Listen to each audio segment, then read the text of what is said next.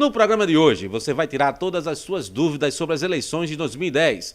Veja como funciona uma procuradoria e ainda o lançamento do livro Manual das Eleições. Isso e muito mais agora, no Primeira Instância. As eleições estão se aproximando. Com isso, muitas dúvidas aparecem. E para tirar essas dúvidas, o Primeira Instância conversou com uma das maiores autoridades em direito eleitoral do Brasil, o advogado Éric Pereira.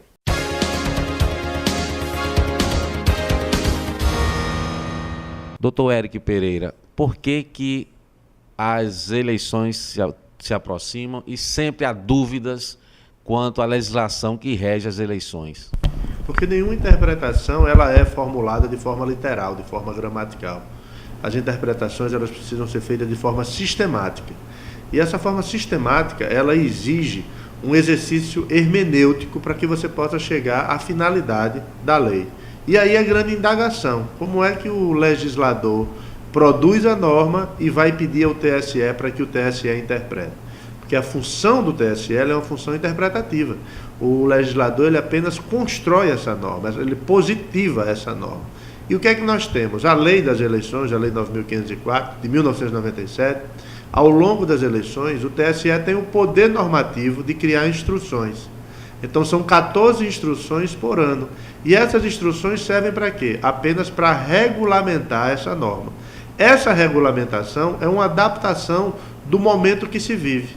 Porque o poder, como ele é muito cambiante, você tem dentro de um processo eleitoral profundas transformações sociais e culturais, seja no combate à corrupção, seja no fortalecimento da democracia, e isso exige, para evitar o desvio da finalidade da norma da Lei 9.504, que o TSE, a cada eleição, ele venha regulamentar aquele momento que você vai ter do processo eleitoral. Por isso que se diz que as eleições ou que as normas eleitorais elas modificam muito a cada 2 anos.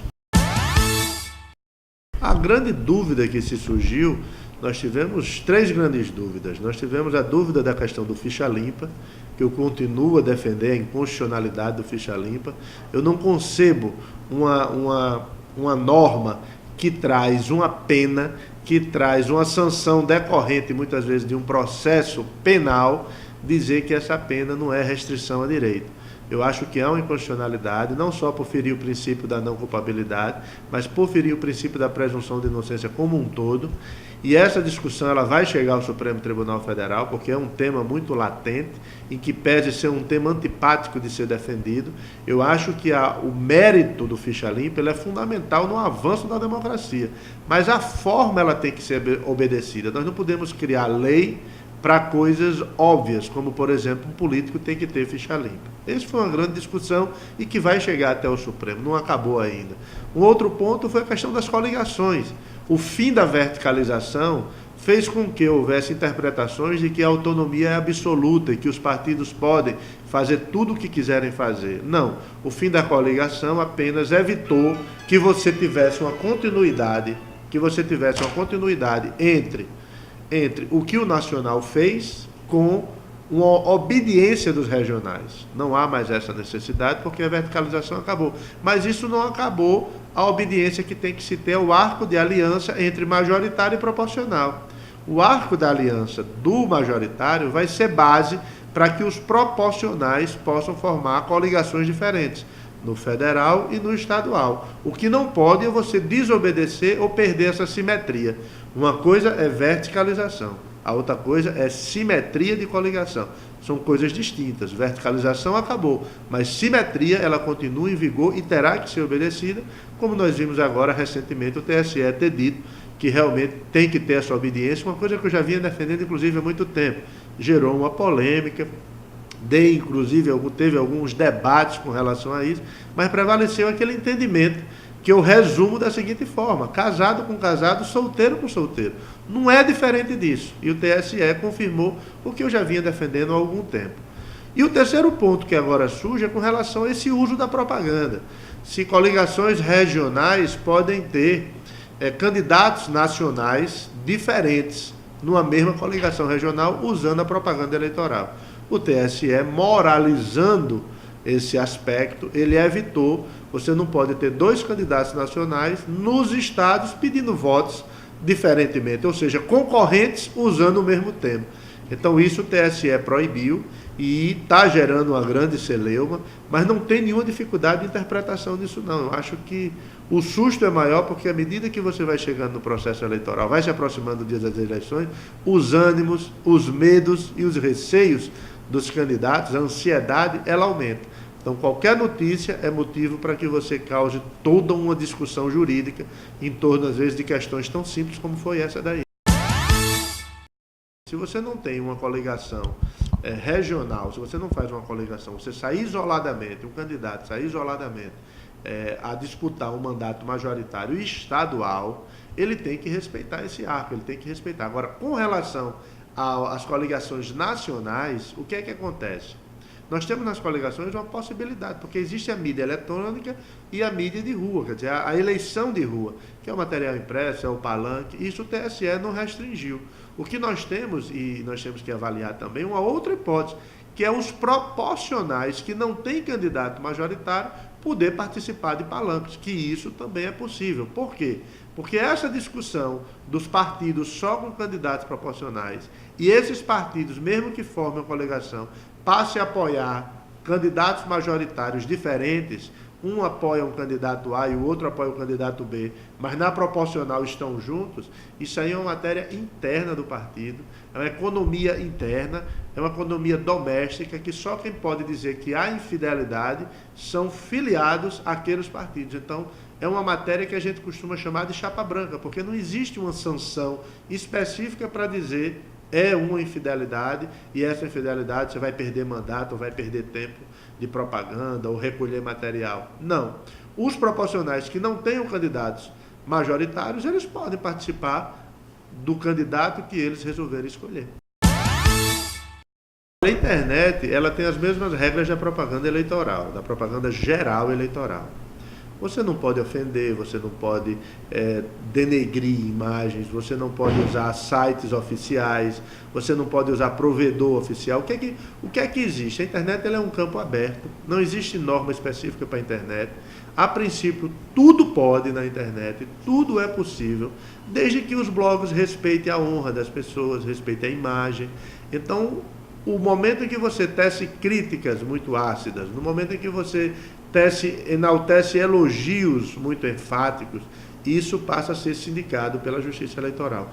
A grande discussão é o seguinte: se algum blog ou algum site receber uma notificação, aquela notificação que caracteriza o conhecimento prévio da ofensa, ele tem que avaliar de imediato se mantém aquele comentário, se mantém aquela notícia, ou se resolve discutir no judiciário se é ou não possível manter no ar.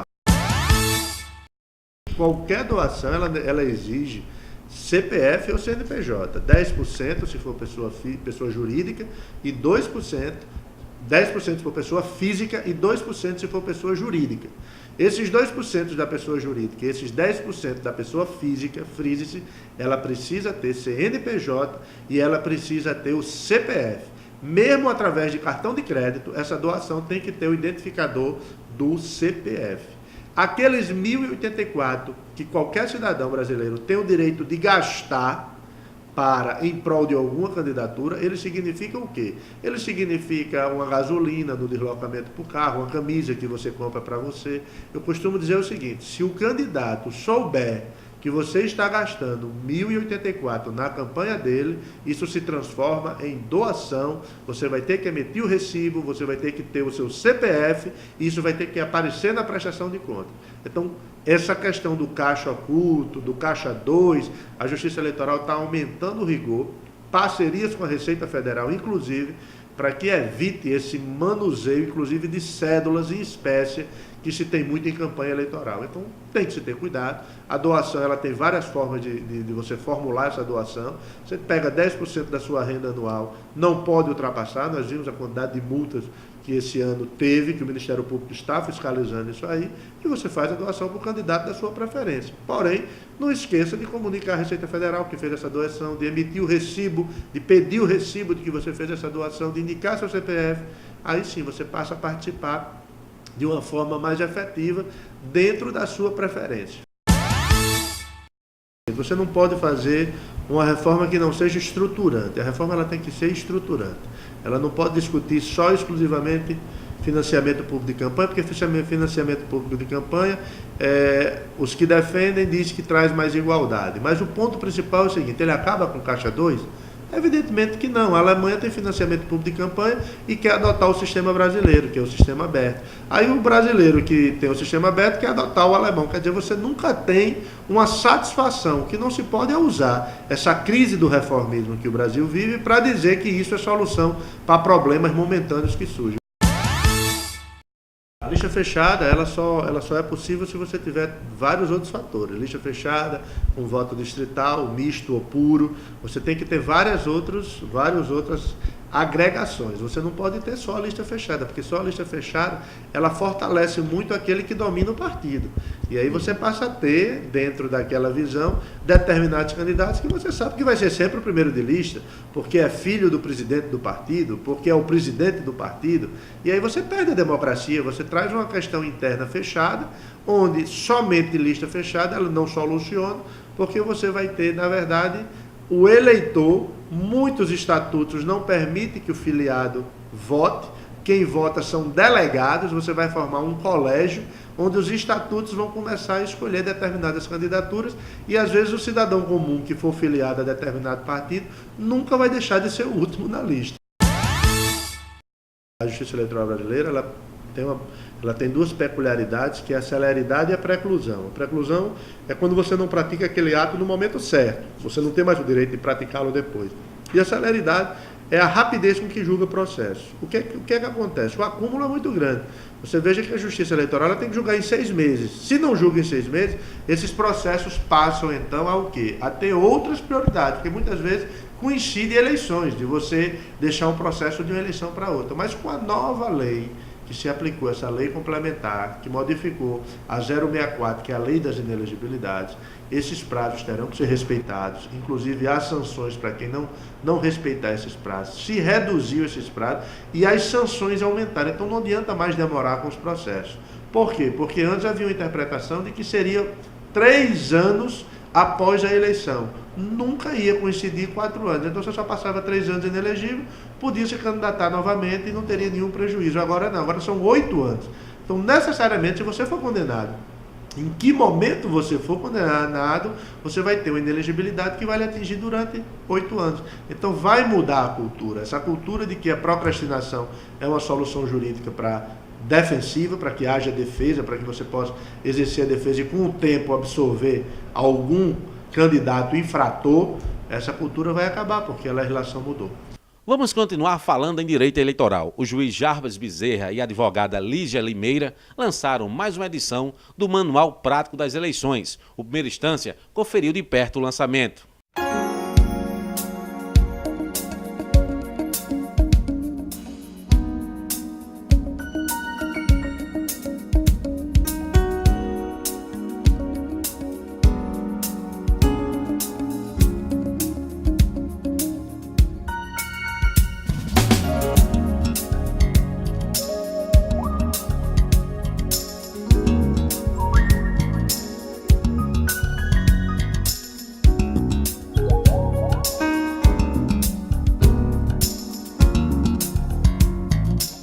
Desde 2004, com a Lei 9.504 e a 10.600, ela veio modificando a cada ano. Esse ano nós temos várias inovações com relação à questão da propaganda eleitoral, a questão dos muros, a questão dos outdoors, com a nova definição da proibição, a questão da ficha limpa, várias alterações tiveram.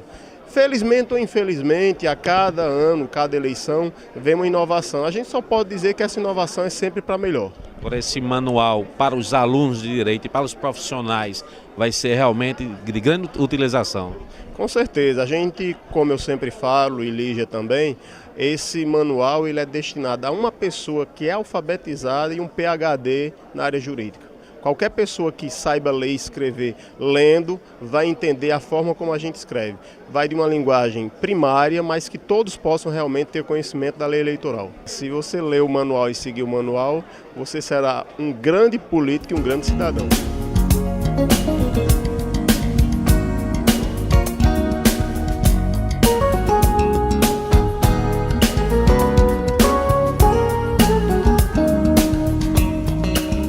Esse quarto de todos eles foi o mais trabalhoso, né? Porque adveio aí da última mini-reforma que deu uma mexida muito grande, né? no panorama do cenário eleitoral. E agora a grande novidade não poderia deixar de ser a internet, né?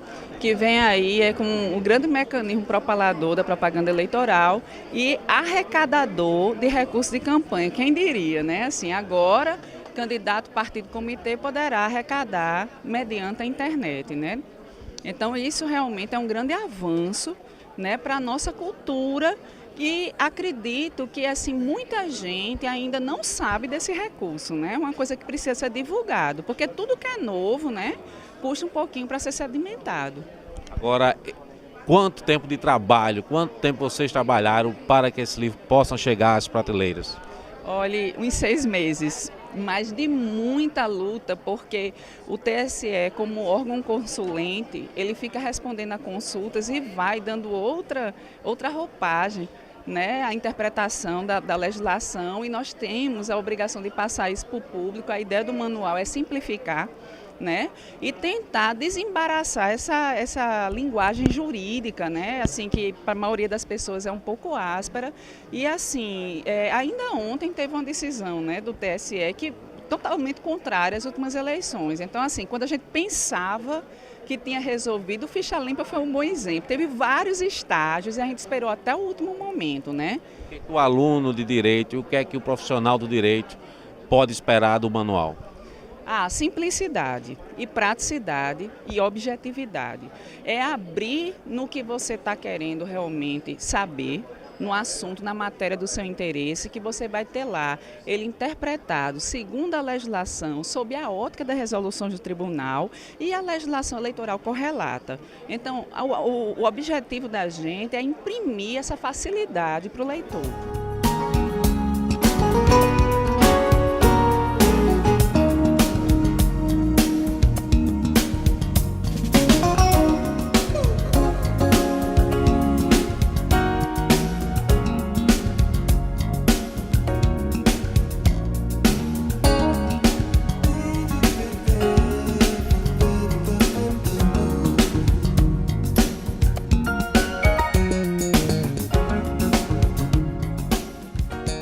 O Tribunal Superior Eleitoral ainda não julgou a ação cautelar ajuizada pela prefeita de Campos, Rosinha Garotinho, e por seu vice, Francisco Arthur de Oliveira. Eles pedem a suspensão da decisão do Tribunal Regional Eleitoral do Rio de Janeiro, que, ao julgar todos os recursos esta semana, confirmou a cassação de seus mandatos.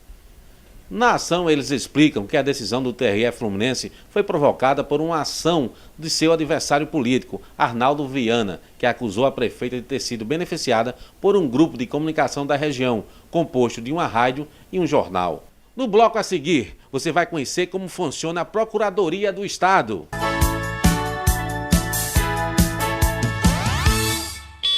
Tem muita gente querendo ver você online. A PhD Virtual faz seu site sem custo para você aparecer. Aproveite nossa promoção e faça seu site gratuitamente, pagando apenas a manutenção. A hospedagem do site e dos e-mails já estão inclusas. Não perca essa chance de aparecer de forma prática e acessível. PhD Virtual, sua agência digital. www.phdvirtual.com.br ou 8899-8745.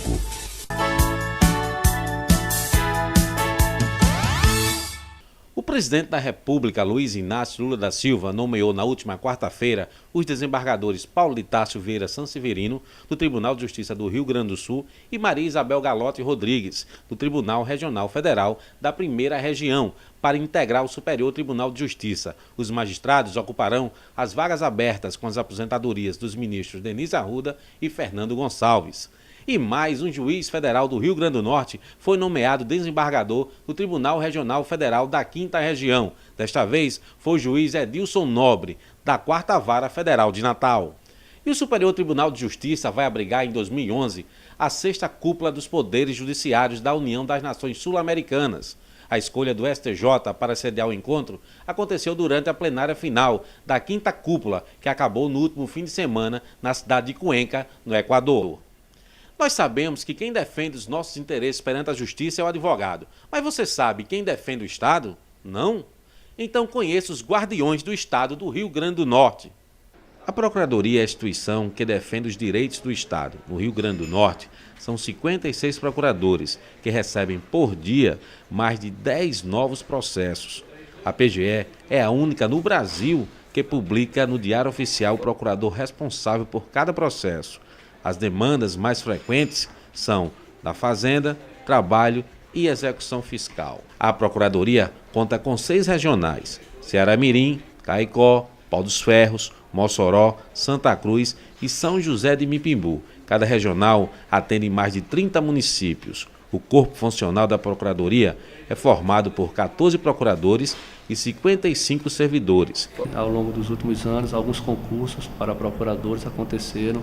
Nosso quadro foi renovado, inclusive tem um concurso em andamento que eu acho que até o final do ano está pelo menos aplicando a primeira prova. E neste momento a gente está com alguns projetos importantes de avanço institucional, como por exemplo uma emenda à Constituição que vai permitir à Procuradoria assumir a atividade consultiva que hoje é entregue à Consultoria Geral do Estado. É a última consultoria que ainda existe no Brasil.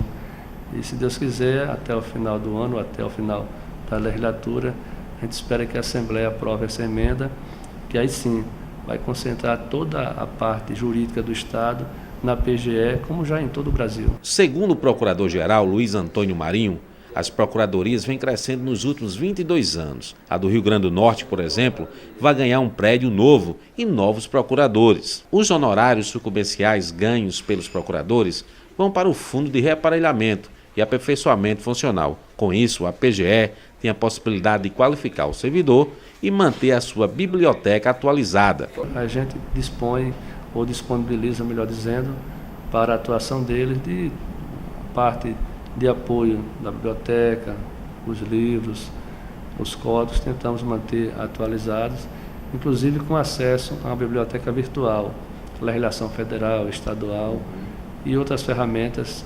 de consulta, como por exemplo algumas assinaturas que nós temos com algumas revistas especializadas. Foi aprovado no último dia 30 o Plano de Cargos, Carreiras e Salários dos servidores da Procuradoria-Geral do Estado. Há mais de 5 anos que a categoria vinha reivindicando e agora foi atendida. Com isso, os servidores terão uma progressão funcional. Para o presidente da Associação dos Servidores da Procuradoria, Marcos Valério de Lima, a vitória foi graças à união de todos. Estamos há 5 anos encampados numa luta e que agora fomos coroados através da sensibilidade do governo que encaminhou a Assembleia e os deputados, inclusive de oposição, entenderam que a mensagem era justa e a nossa luta e a nossa reivindicação ela foi atendida. Segundo o Procurador-Geral Luiz Antônio Marinho, desde que assumiu, essa foi uma das principais metas da sua administração. Desde que assumimos aqui o cargo de Procurador-Geral, de resgatar o plano que se encontrava na Consultoria Geral. Por coincidência, nós somos designados para responder pela consultoria e um dos primeiros atos meus na consultoria foi exatamente resgatar esse plano e constituir uma comissão revisora do plano. O Supremo Tribunal Federal indeferiu na última quarta-feira o pedido de intervenção federal no Distrito Federal, requerida pelo Procurador-Geral da República, Roberto Gugel, em fevereiro deste ano. Para o ministro César Peluso, presidente da Corte e relator do caso, a procedência do pedido estaria condicionada à omissão ou à ineficácia da medida político-jurídica para sanar a situação, devendo tal quadro estar mantido à época do julgamento. Se tal ordem já foi restabelecida, não importa o modo pelo qual o tenha sido, a intervenção já não faz senso algum, ressaltou o relator. No próximo bloco, o momento mais esperado do programa, o resultado do sorteio. E você vai tirar suas dúvidas com o Advogado Responde.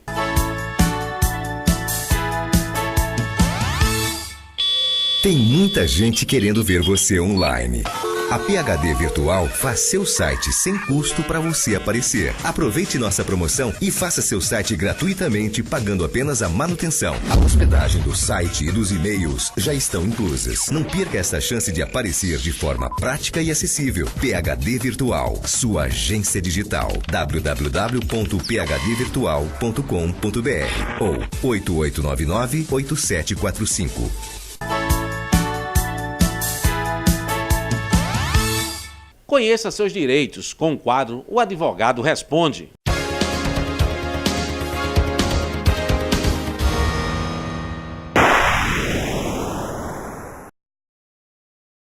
Não sendo possível a troca do produto defeituoso por outro igual ou equivalente, é facultado ao consumidor exigir ou a restituição do seu dinheiro pago ou a troca por outro equivalente, sem que tenha que arcar com a diferença de preço. Isso tem que ficar claro. Se o produto que o consumidor adquiriu saiu da linha de fabricação e o fornecedor de produto oferece um outro de modelo equivalente ou superior, o consumidor não está obrigado a pagar a diferença de preço. O Código de Defesa do Consumidor, ele enquadra como fornecedor, além do fabricante, o importador e o comerciante do produto, tá certo?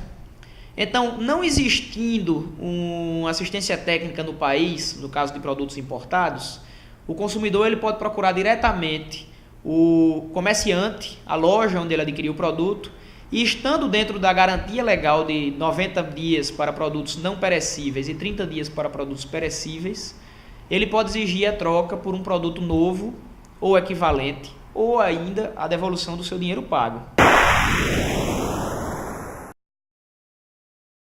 A lei é clara. O fornecedor é obrigado a trocar produtos que apresentem vícios, certo? De qualidade ou de quantidade. Não havendo vício no produto, ou não ocorrendo defeito na fabricação ou na segurança que deve se exigir do produto, a empresa fornecedora, no caso o fabricante ou o comerciante, ele não é obrigado a efetuar essa troca, tá certo? A não ser que esteja previsto em um contrato de compra e venda a possibilidade de troca ou desistência. A única exceção se dá com relação aos produtos adquiridos através de internet, ou do telefone, ou outros meios nos quais o consumidor ele adquire fora do estabelecimento comercial. Nesse caso, o artigo 49 do Código de Defesa do Consumidor prevê que o consumidor terá um prazo de até 7 dias para demonstrar a sua desistência daquela compra ou da contratação daquele serviço, certo? Esse prazo começa a contar a partir do recebimento do produto ou da contratação do serviço. Isto é, recebeu um produto, comprou através da internet, você tem um prazo de 7 dias após o recebimento para desistir, informando a empresa fornecedora que você não está satisfeito ou com as qualidades do produto ou simplesmente desistiu de sua aquisição. E no próximo programa você vai concorrer a um belíssimo livro de Renato Saraiva, Processo do Trabalho. É só participar.